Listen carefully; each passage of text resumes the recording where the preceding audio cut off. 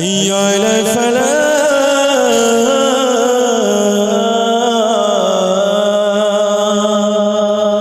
যখন এই আজ আওয়াজটা কানে আসে, অনেক মারা ফোনটা দেখে, অনেক যুবক ভাইরা ফোনটা দেখে, আবার বালিশি তোলায় ব্রেক মেরে ঢুকিয়ে দেয় যে একেবারে সকালবেলা উঠবো। কিন্তু ফজরের আজান, ভোরের পাখিরা কিচিরমিচির করতে ডাকি, মমিন তোরা ফিরে আয়, তোরা ওঠ, ফজরের নামাজটা পড়ে একটু কোরআন তেলাওয়াত কর।